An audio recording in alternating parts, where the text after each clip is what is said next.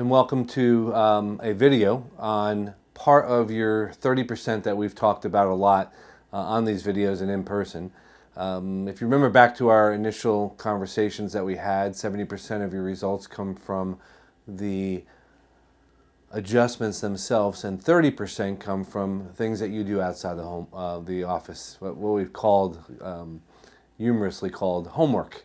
And this is part of the homework. I want to go over the foundations for chiropractic care for optimal health and well-being. You know, I wrote a chapter in this book a number of years ago that basically I used for the outline of this presentation, this video for you. I want you to not end up here prematurely. Now, if you don't know what that is, that's called a gurney. That's what you find in hospitals. And Time Magazine ran an entire periodical of how not to end up in the hospital prematurely. And their subtitle is, it's all about prevention. And although prevention is much better than waiting for some calamity to happen and for you to have to deal with it at that level, prevention is much better than that. There is an even better approach to health than prevention. And Time Magazine missed an opportunity to talk about that, but I'm not going to miss that opportunity with you today. So we're going to talk about what that is during this workshop. I want all of my patients to be well, to experience life to the fullest, to be able to do the things they want to do, enjoy the life they want to enjoy, if that's kayaking or camping or hiking or bowling or tennis or golf or just working in the yard. I want you to be able to do the things you love to do and be well and enjoy it. We only have a finite time on this planet. And we're going to have things that we have, obstacles that we have to deal with, but we want to help you minimize those times. Today, I want to do a couple of things. Number one is I want to discuss and debunk certain myths about healthcare, and I want to replace it with a better understanding. I want to give you the true foundations to optimal health and vitality. I want to discuss why everyone you know should be under chiropractic care. Let me start there. Everyone you know probably has a dentist. Now, whether they use the dentist or not, the way they're supposed to use the dentist, and again, they may or may not, but they have a dentist that they can call in an emergency. That's their dentist. Do you know what dentists did 150 years ago? All they did was pull teeth. In other words, you waited until your tooth was abscessed and you went in and you got your tooth pulled. That was the service that dentistry offered the people at that time. Well, dentists got together and they were very uncomfortable with the way dentistry was going, and they wanted to do more to prevent the abscess rather than just wait for the abscess. So what they did was they came up with methods to keep your teeth healthy. The toothbrush was developed. Eventually flossing was developed. Fluoride in toothpaste was developed. All of these things developed out of a dental profession that wanted to teach people how to take better care of their teeth. Who taught you how to take care of your teeth? If you think about it, it was probably one of your parents. Chiropractic, unfortunately, has not had the opportunity to influence the culture the way dentistry has. So rather than me teaching people how to prevent things, I end up pulling teeth all day long, except I'm dealing with the spine. I'm dealing with arthritis and decay and bone spurs and subluxation and all these things that happen to the spine because people aren't taking care of their spine, because they don't know how to take care of their spine. And in some cases, they don't even know that they need to take care of their spine. But the reality is the spine needs maintenance throughout life. And even though I haven't had the opportunity to affect the culture, I can affect you and your family and the people that you love. And I can teach you how to take care of your spine and why that's important. And that's one of the things we absolutely want to do tonight. And then I'm going to give you a chance at the end also to be proactive. Okay, so that's my goal. That's what I want to accomplish with the rest of our time together. Let's get right into it. Let's talk about health. Most people think that how you feel is a good judge of your health. And now, is that true? Well, we need to unpack that a little bit. People know when you're sick typically because you feel it. You feel miserable, you know you're sick. And the typical mindset is, if I'm not sick, then I must be healthy. Okay? So health is a factor of not being sick. People will just go throughout life with, I'm not sick, therefore I must be healthy. Is that true? Is that a true statement? Is that a true understanding of health? And I would contend it's not only not true, it's dangerous. Because if you're not sick, then that's what you are, not sick. That doesn't mean you're healthy.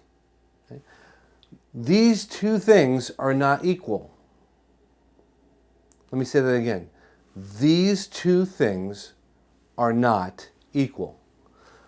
Yet most people have equated them. Most people think they're equal. And therefore, if they're not sick, they're not trying to be healthy because in their mind, they're already what? Healthy. In their mind, they're already healthy. But nothing could be further from the truth. Let me prove it to you. Let me use a couple examples. Would you rather be wealthy or just not poor? Now, however you answer that question, the point here is, I hope we can all agree that being just not poor is not the same thing as being healthy. If I'm in a bunch of debt and I get out of debt and I have no more debt, is that a good thing? Absolutely. Okay? Am I wealthy? No, I'm not wealthy. I'm just out of debt. Right?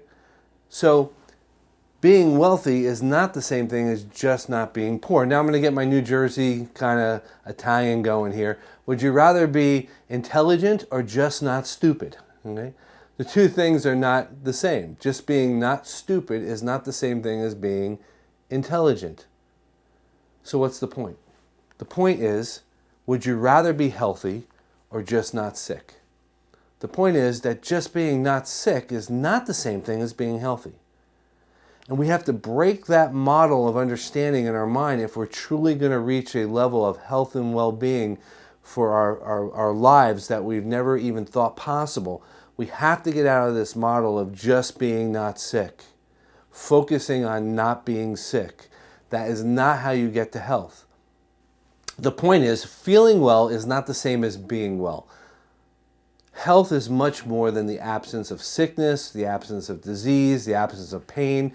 And listen, the absence of sickness, disease, and pain are all good things. I don't want to be diseased, sick, or in pain, but that doesn't leave me in a state of health. That just leaves me in a state of not being sick, disease, or in pain, right? Which is a better state than being in having those things, but not the same thing as health, right? Let's use some real life examples. Have you ever gone to the dentist, your teeth felt fine, didn't hurt, had no indication of anything, yet you found out you had a cavity? It's happened to me. It's happened to most people I know.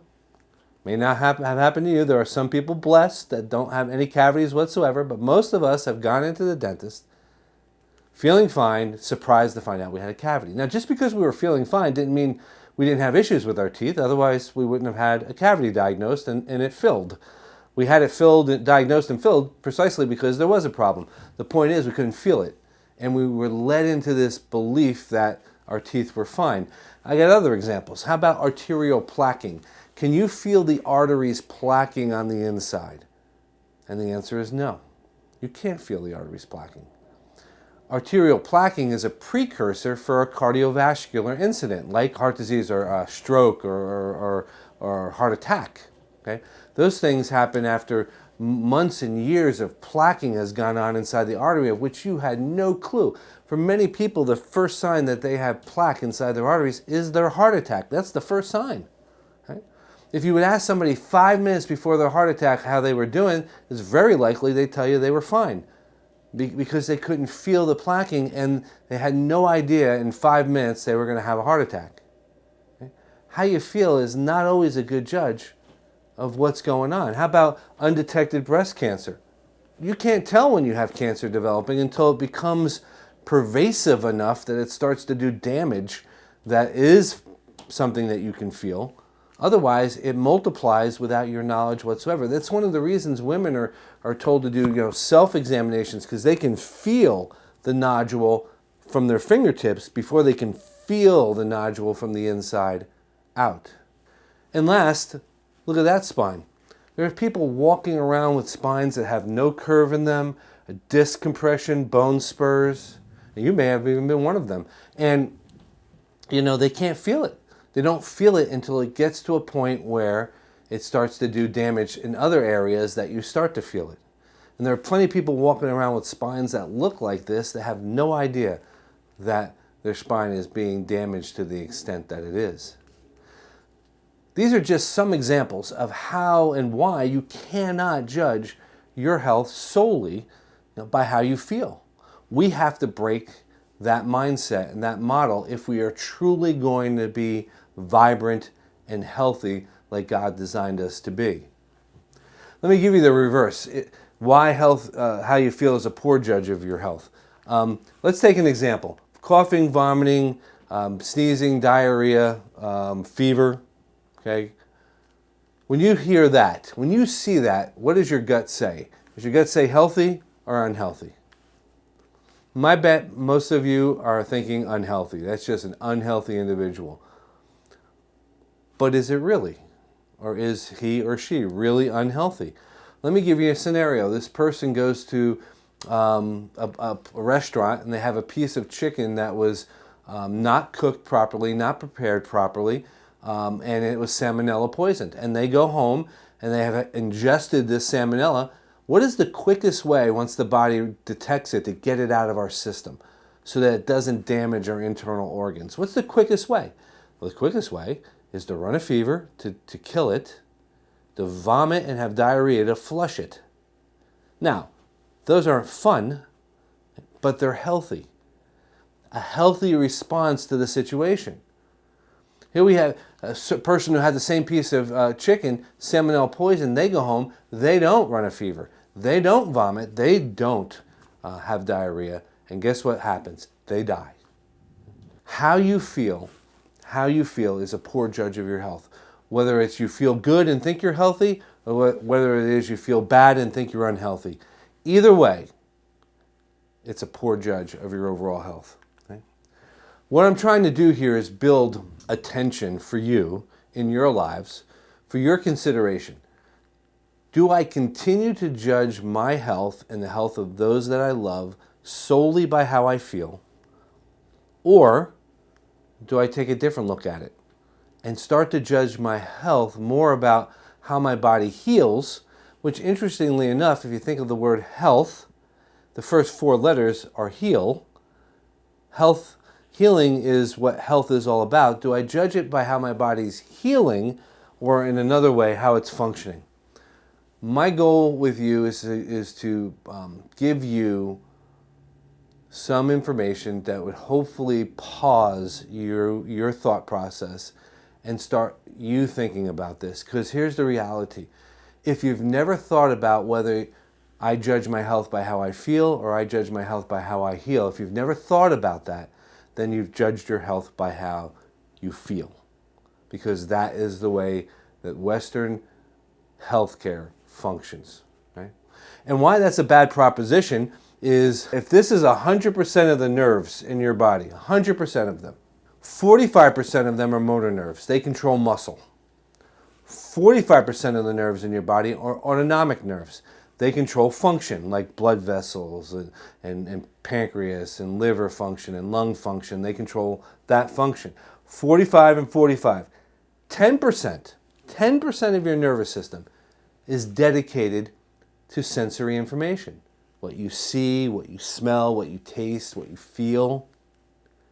Of those senses, only a part of it is dedicated to pain.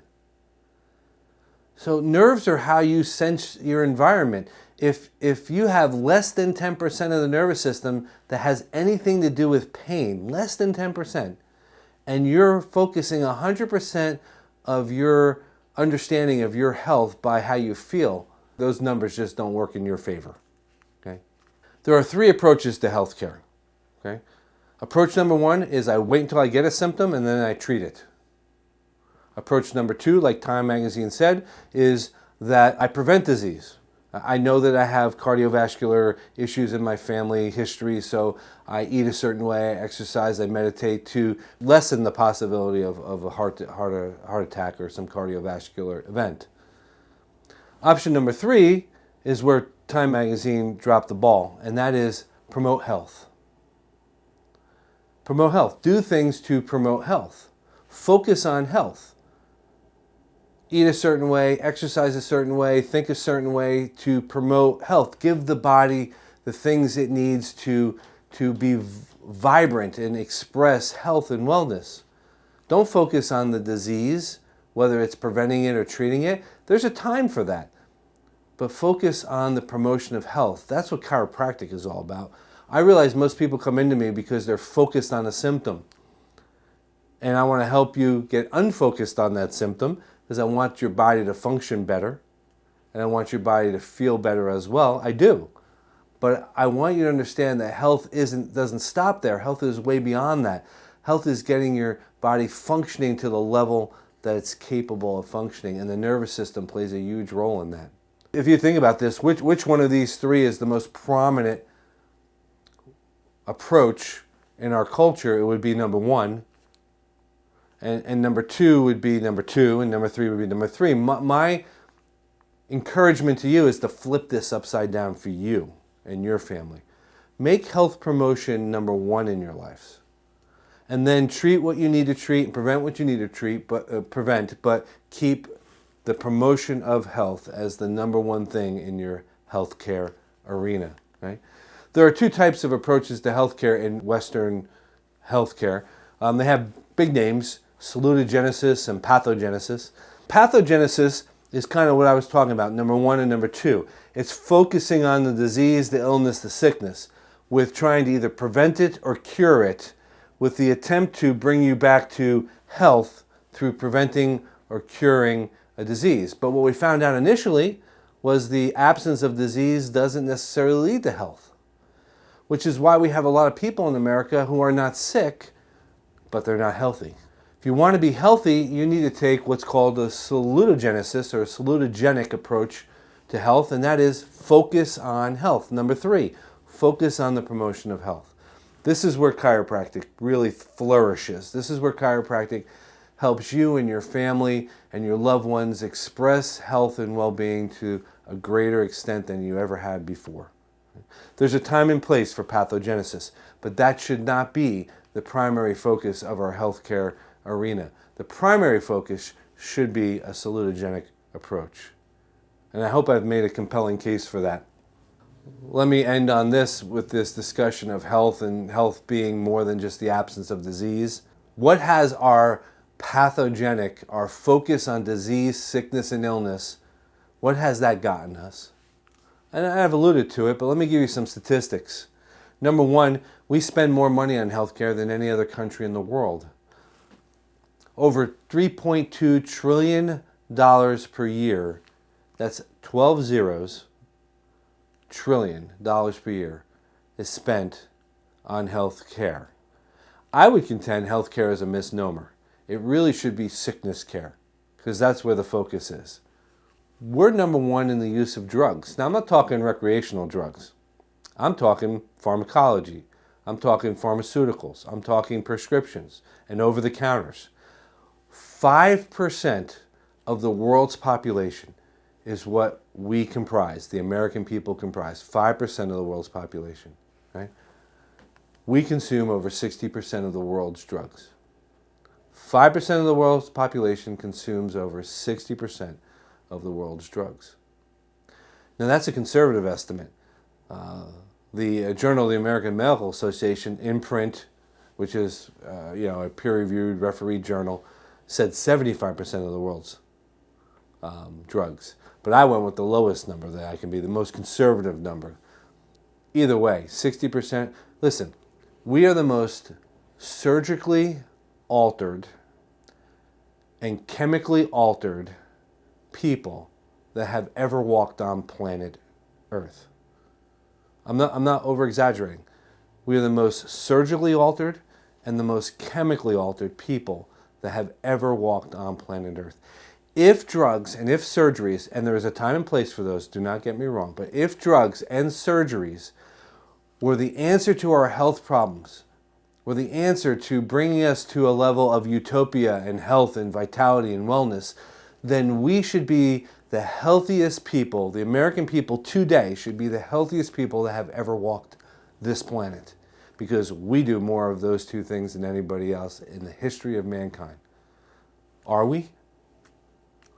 Are we the healthiest people? I think if you do an honest reflection, you would come to the conclusion that no, we're not even close. We're not even close to the healthiest people currently on the planet living, forget all of history. Why? Because drugs and surgery, when appropriate, are necessary, but because we have relied on them so much and they have become our go-to and the only things that we do, we are one of the sickest people on the planet today and in our history. Drugs and surgery are not the answers to our healthcare problems. The number 3 killer after heart disease and cancer is adverse reaction to drugs. Adverse reaction to drugs kill an estimated 106,000 people every year. These are correctly prescribed drugs, correctly administered drugs, only in a hospital setting, by the way. This is not nursing homes. They don't count those in this statistic. This is not over-the-counter drugs that have reactions that cause death. That's not in this statistics. Only hospitals, correctly prescribed, correctly administered, and yet they still are the 3rd leading cause of death in the United States. Okay? And according to the World Health Organization, we are the 47th healthiest industrialized nation on the planet today. 47. 46 other nations have a better health index than America, than the United States. In fact, if you were born in Costa Rica or Cuba today, you have a longer life expectancy than you do in the United States. It shouldn't be that way. But we have gone way, way off the deep end when it comes to drugs and pharmaceuticals and surgeries and our reliance on those. It comes down to choices, people. It's as simple as that. Choices.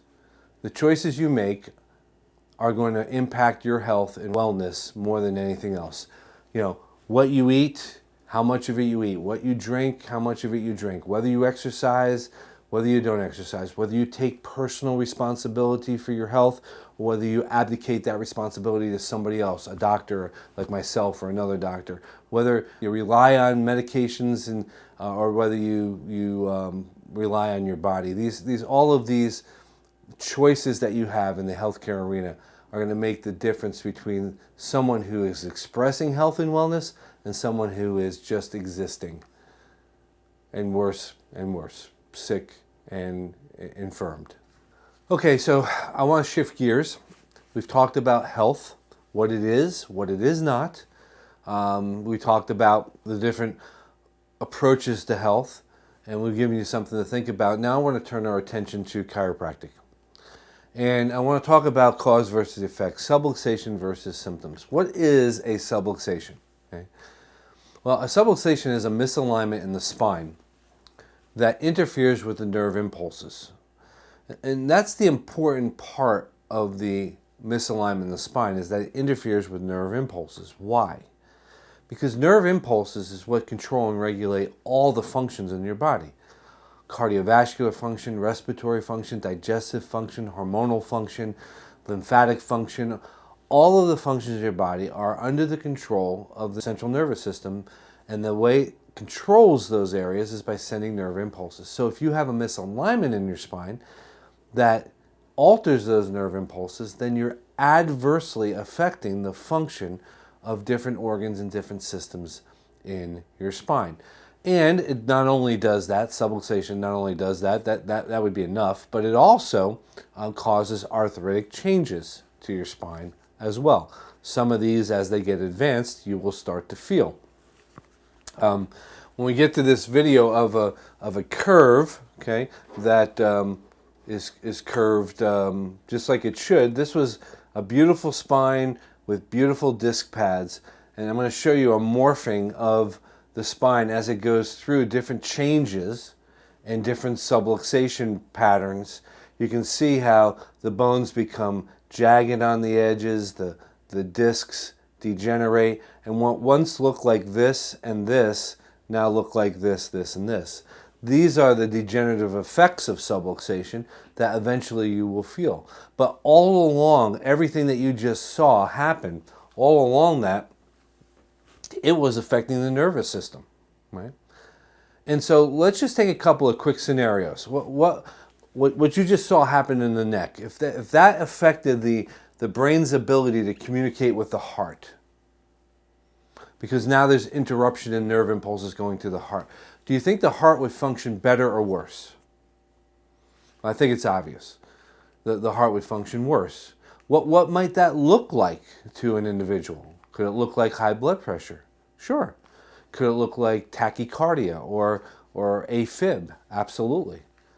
You know what? One of the worst symptoms a person can have if the brain loses communication with the heart and the heart starts to malfunction, one of the worst symptoms a person could have is no symptom at all. And why that's the worst symptom is because their heart is being damaged and they don't know it. They can't feel it. They can't get emergency help for it until they have that first heart attack. And for 60% of the people who have their first heart attack, they die. What happens when the brain loses communication with the lungs? Do the lungs work better or work worse? And I think the answer is also obvious. Worse. What might that look like to an individual?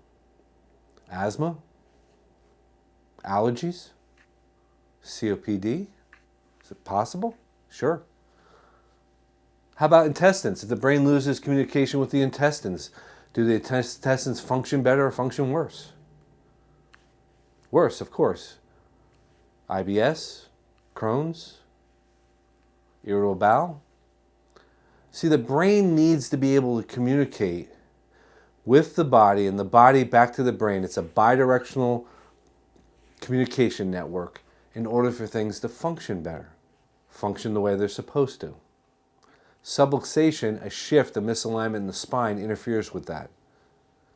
90% of your nerves, central nervous system, travels through your spine. 90%.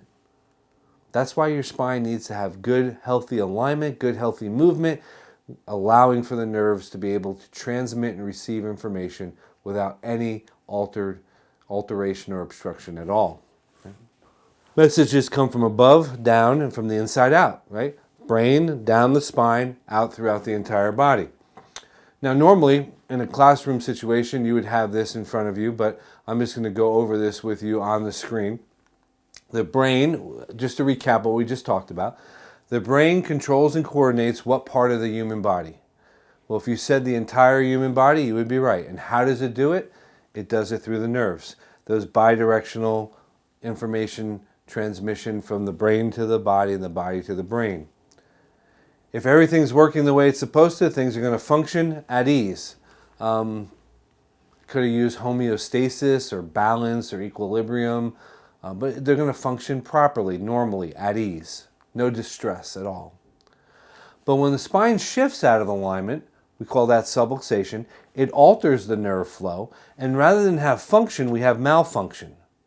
And rather than have ease, we have dis-ease, and that's where the word comes from, a state of not being at ease, disease. And then we have symptoms. Now the interesting thing here is, when did the symptoms appear? Initially? Nope. Last. Symptoms are always after the damage has been done. We say symptoms are a warning sign. In a way, they are a warning sign, but they're a warning sign that damage has already been done. Not that damage is going to happen. It's already been done. And so we come in here and we treat the symptoms and the person feels better, but they still have the disease, they still have the malfunction, and they just go on with life. And that's that existing, that not sick. I don't have the symptoms of the disease because the medications have suppressed it. As Pink Floyd would say back in the 80s, we're comfortably numb. We're just moving through life. Okay?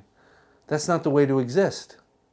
If you want to get back on this side of the spectrum, back where your body is functioning properly, functioning ideally, functioning at ease, you got to take away the thing that diverted you down this path in the first place. And that thing is subluxation. You got to take that away. That's why I focus on subluxation, not on your symptoms. It's not that I'm not concerned about your symptoms or that I'm not empathetic about your symptoms. I am. But I realize the only way that I can get you from symptomatic to at ease is to remove this. That's why I go after that with everything I have. Everything I have in my arsenal is focused on that thing right there. Misalignments in the spine that are interfering with those nerve impulses, right? Christopher Reeve is a great example of what I'm just communicating to you. It's funny how some people don't know who he is, depending on what age you are. He was my generation's Superman. Now, you may or may not know this, but Christopher Reeve was in a equestrian accident. He loved to jump horses, and he jumped a horse. The horse, something happened, and he fell off. He broke the second cervical neck vertebra. And for those that do know who Christopher Reeve was, knows that he became a quadriplegic. Here's this big, strapping, good-looking, muscular man that every woman of that day just thought was gorgeous, and now he's strapped to a chair. Muscles aren't working, nothing's working because he snapped the second vertebra in his neck. Now, what's obvious in this picture is he can't move. He's a quadriplegic. But here's what's not obvious that is just as relevant. His lungs weren't working properly. He needed a respirator. His bowels aren't working properly. He needs an ostomy bag. His vocal cords weren't working. None of those things were working. But none of those things were damaged in the fall. The only thing that was damaged in the fall was the spine. And the only reason why none of that is working is because the communication between the brain and the body was immediately and significantly disrupted. Now, a subluxation is not a fracture that cuts off the nerve flow immediately. I would liken that to taking a switch on a light and just cutting it off. Cutting the light off, boom, lights off. Subluxation is more like that dimmer switch in your dining room, where for 5, 10, 15 years, that light of your health, of your life, of your vitality is slowly diminishing and being turned off by subluxation. It's doing the same thing. It's altering nerve flow and obstructing nerve flow. It's just not doing it immediately and traumatically. And we're lulled into this sense that, well, that's just me getting older. Well, no, it's not you just getting older. There are some things that fall into that category. But more often than not, you have these issues in your spine that are altering your quality of life, and you don't even realize it because you can't feel it. Chiropractic is not just about your back. Ultimately, it's about your health, and it's about your life. When can subluxation occur? Anybody have an idea when subluxation can occur? Anytime you're living. If you're living life, if you're sitting in front of a computer, if you're hiking, if you're playing tennis and golf or basketball or baseball or football or any sport, any activity, if you're landscaping or working in your home, it can happen anytime you are living. So we're going to finish this up by talking about the causes of subluxation. There are 3 basic causes of subluxation. Number 1 is traumatic stress. Number 2 is toxic stress.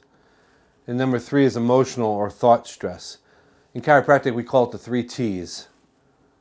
Trauma, toxins, and thoughts. These stresses on our body are what can shift the spine out of position and cause this disruption of nerve flow. Let's talk about trauma first. It's the most obvious of the 3. You got sports trauma, walking, sitting, standing. You've got computer work, poor posture, automobile accidents, falls in childhood and adulthood.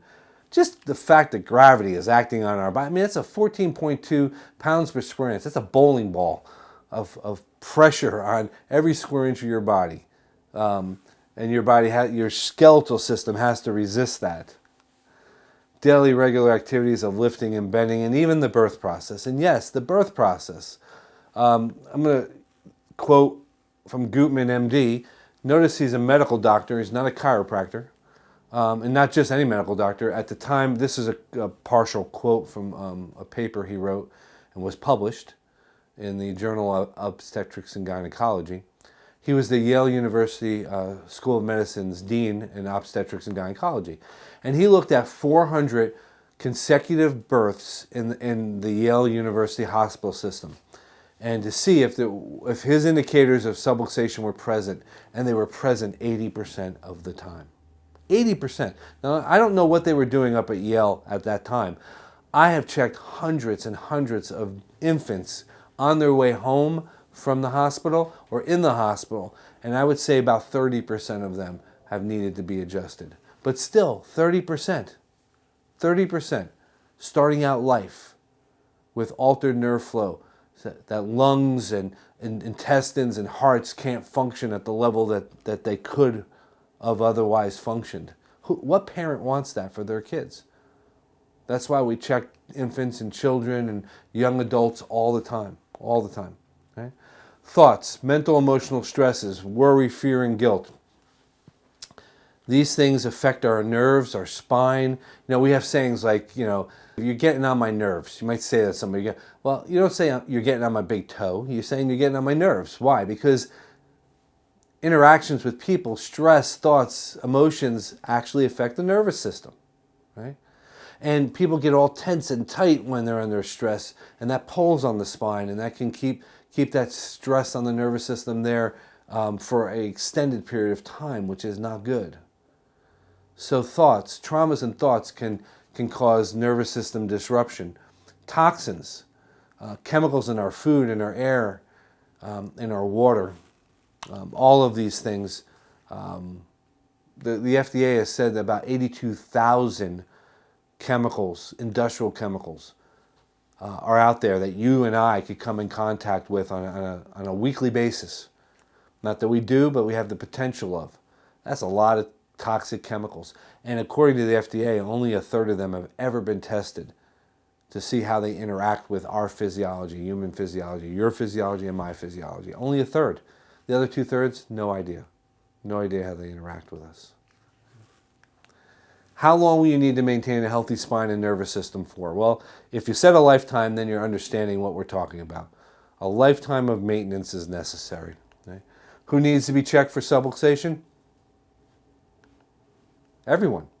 That doesn't mean everybody needs extended chiropractic care. That doesn't mean that everybody needs the same amount of chiropractic care. It just means that people periodically need to be checked for subluxation to make sure that their spine is not interfering with their nervous system. It's really as simple as that. It's all about choices, and the choice is yours, and I'd like to end with this video.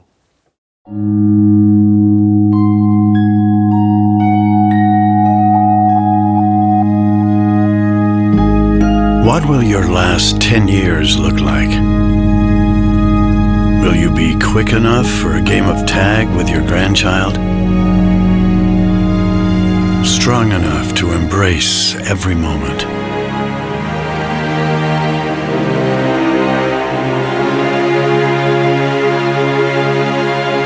Will you grow old with vitality? Or get old with disease?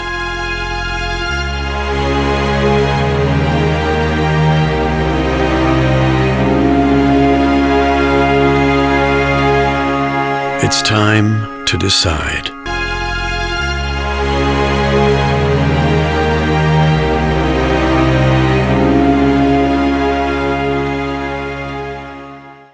Your health is a choice.